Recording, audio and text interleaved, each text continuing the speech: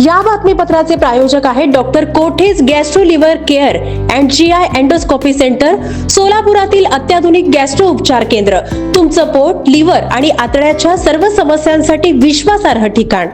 प्रभाग 13 मधील भाजपचे अधिकृत उमेदवार सुनीता सुनील कामाठी, अंबिका हनुमंत चौगुले, सत्यनारायण गुर्रम आणि विजय भूमय्या चिप्पा यांनी प्रचारात आघाडी घेतली असून मंगळवारी प्रभागात होम टू होम प्रचारावर भर दिला आहे. यावेळी मतदारांना भेटून त्यांना भाजपला मतदान करण्याचे आवाहन करत आहेत. दरम्यान चारही उमेदवारांनी पंतप्रधान मोदी आणि मुख्यमंत्री देवेंद्र फडणवीस, आमदार देवेंद्र कोठे यांनी केलेल्या विकास कामांमुळे येथे भाजपचाच विजय निश्चित असल्याचे म्हटले. जय श्रीराम. मी शंकर चौगुले, आमच्या वहिनी अंबिका हनुमंत चौगुले या प्रभाग 13मधून उभा आहे. आज 4-5 दिवसापासून होम टू होम प्रचार चालू आहे.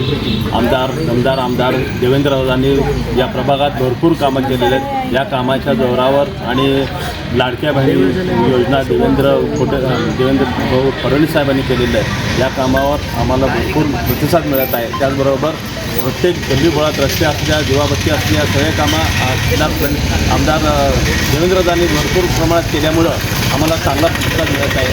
धन्यवाद.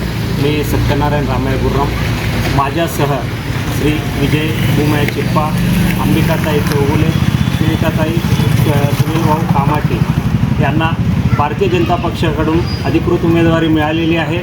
आम्ही राज्याचे लाडके मुख्यमंत्री देवाभाऊ यांचा अत्यंत लोकप्रिय असा लाडक्या बहिणी योजनांचा जो प्रतिसाद बहिणींचा मिळत आहे आम्हाला, नक्कीच आम्ही मोठ्या मताधिक्याने निवडून येणार आहे असा आम्हाला विश्वास आहे. तसेच आपले शहरमध्येचे आमदार देवेंद्रदादा कोठे यांच्या कार्यामुळे मतदार अत्यंत उत्साही व आनंदी आहेत. त्यांच्या कामाचा आम्हाला नक्कीच फायदा होईल आणि आम्ही सर्वोच्च मताने निवडून येऊ अशी आम्हाला आशा आहे. धन्यवाद. नमस्कार. मी विजय भूमय्या चिप्पा. आज आम्ही सकाळी 10 वाजल्यापासून होम टू होम प्रचाराला सुरुवात केलेली आहे. जनतेचं चांगल्या प्रकारे प्रतिसाद मिळत आहे.